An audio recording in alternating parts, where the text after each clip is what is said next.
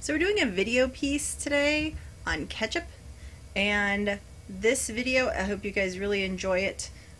Basically going to tell you how to make your own ketchup today, and I hope you like it. Make sure to subscribe and press the like button if you would like to see more recipes in the future.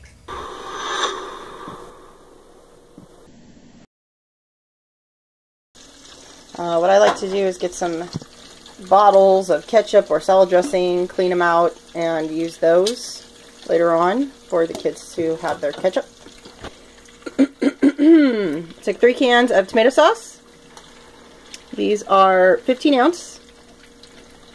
We took 3 cans of tomato paste, and that is a 6 ounce can. I have Turkish honey. You can use regular honey, but I want my stuff to be a little more healthy. So I went ahead and got this Turkish honey from Trader Joe's. We put about a 1/4 cup of honey into the pan. We put about 3/4 of a cup of sugar into the pan, and we are whisking it. I will put the recipe at the bottom. Just want to turn it up into a medium-high. And once you get any kind of a spattering and it starts to boil, it starts to get little air bubbles, then you want to turn it down to medium-low, which I've done already. I'm going to cook it on this consistency. Look at the consistency here. It's already kind of thick because of the tomato paste. So we're just going to cook it for about 20 minutes. We're going to stir it every few minutes whenever we remember. I love this pan because I don't have to worry about my whisk in here.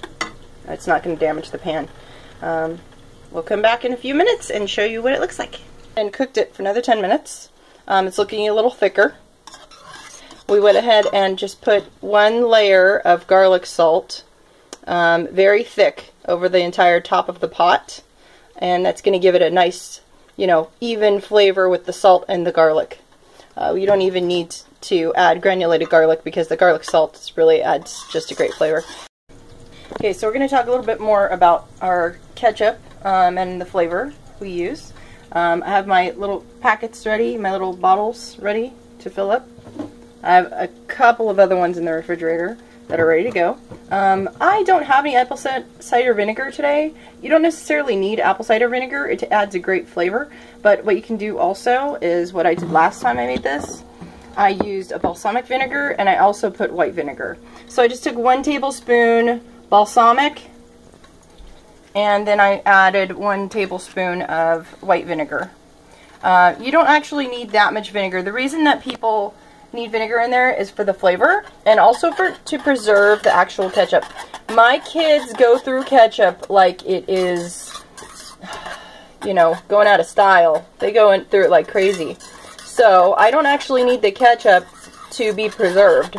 They go through it so fast. I'm going to have to make another batch in like 2 or 3 weeks. So I go ahead and just put a couple of tablespoons in there. 1 was white vinegar, 1 was balsamic. And that's it. I think the flavor will be done. And we've got our consistency right now, exactly where we want it, where we can still pour it into a bottle, but it's really thick. Like, it's not, the spoon's not going to stand in there quite, but it's still really thick. It's gloppy, which is perfect. That's exactly where you want it. Alright, I'm going to come right back and show you how I bottle it. Folks don't know how to open a salad dressing bottle or one of the squeezer bottles. You just take a fork and you gently pry it. Put the first prong in there and you just pop it off. See, I can do it with 1 hand. You're going to take your ketchup that is perfect consistency. It's not a liquid, it's a nice thick gravy. I'm going to pour it into your measuring cup. Poured some of our ketchup into a measuring cup. I really like these measuring cups.